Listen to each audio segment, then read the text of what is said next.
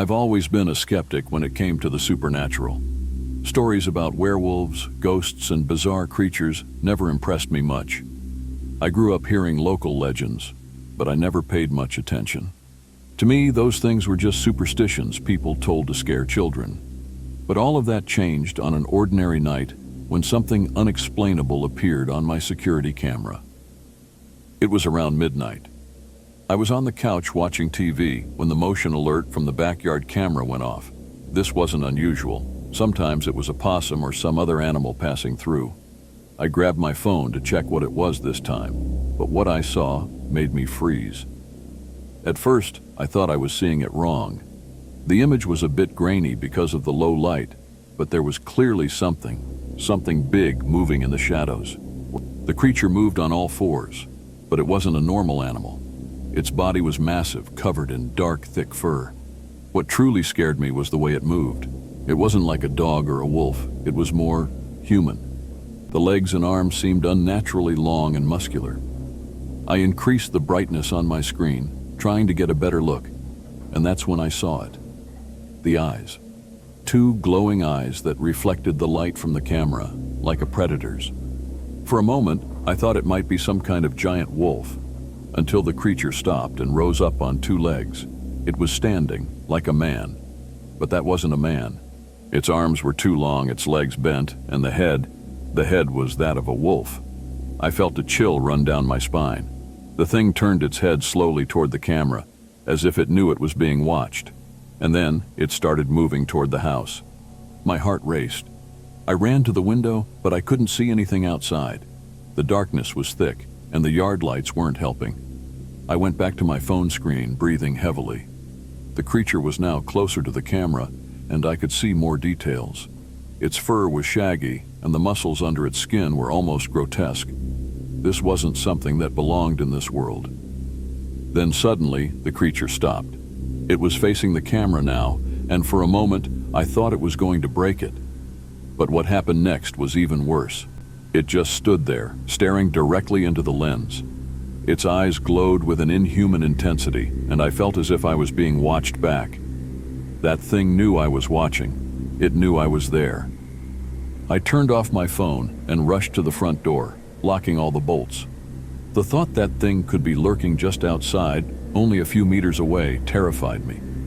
I grabbed a piece of wood from the garage and went back inside, trying to convince myself I was safe. But something inside me knew that if that creature wanted to come in, no lock would stop it. I checked the camera again, but the creature was gone. I watched for a while, waiting for it to reappear, but the screen was empty. The yard looked normal again, but the fear was still there, lodged in my chest. For the rest of the night, I couldn't sleep. I sat on the couch, clutching the piece of wood, listening for any sound outside. But the creature never came back, at least not that night. The next morning, I went out to the yard, trying to convince myself it was just a wild animal, maybe a lost bear or an oversized wolf. But when I got close to the camera, I saw the marks.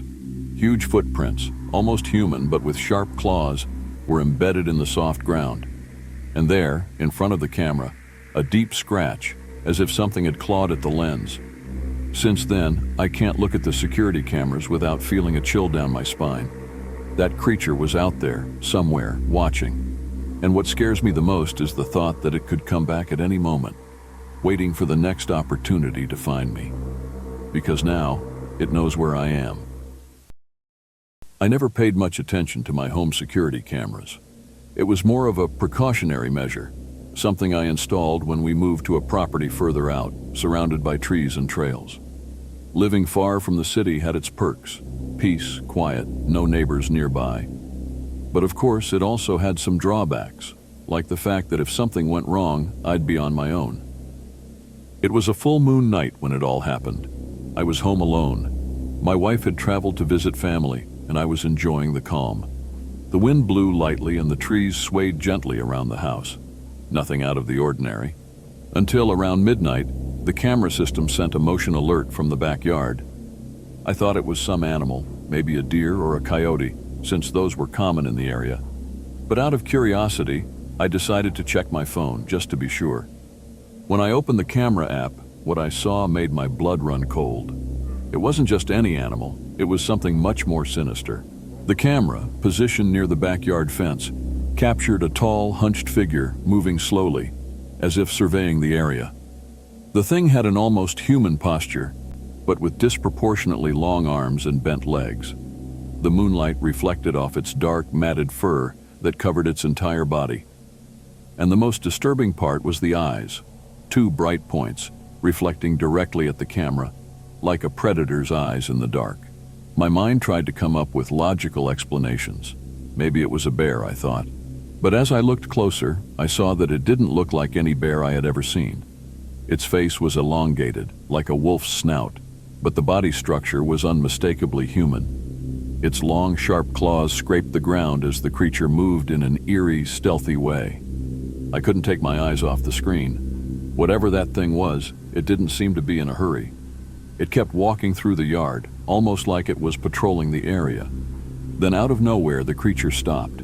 Its eyes turned directly toward the camera, and I felt like it was staring right at me. My heart started racing. It was impossible for it to know I was watching, but at that moment, it felt like it knew. The creature moved closer to the camera. Its face, covered in dark fur and sharp teeth, appeared in detail on the screen. I could hear its heavy breathing through the camera's speakers. The sound was almost guttural, as if every breath was an effort, and then it did something that left me petrified. The thing started sniffing the air, as if it was trying to catch a scent, as if it was looking for me. I immediately turned off my phone and rushed to lock all the doors and windows in the house. The feeling of being hunted consumed me. I stood in silence, my heart pounding so hard it felt like it echoed through the house. Time seemed to have stopped, and I didn't know what to do. I didn't want to look at the camera again, but I knew I had to see where that thing was. When I finally mustered the courage to look at my phone again, the creature was gone. The yard was empty, and the camera showed nothing but the trees swaying in the wind. Still, I knew it hadn't really left. I could feel its presence, like an invisible shadow lurking, waiting for the perfect moment to strike. I stayed awake the whole night, every sound outside making me jump with fear. I couldn't sleep, and every time the camera sent a motion alert, my heart nearly stopped. But by dawn, everything was silent again. The sun was rising, and I finally started to relax a bit. Whatever that thing was, it seemed to have vanished with the daylight.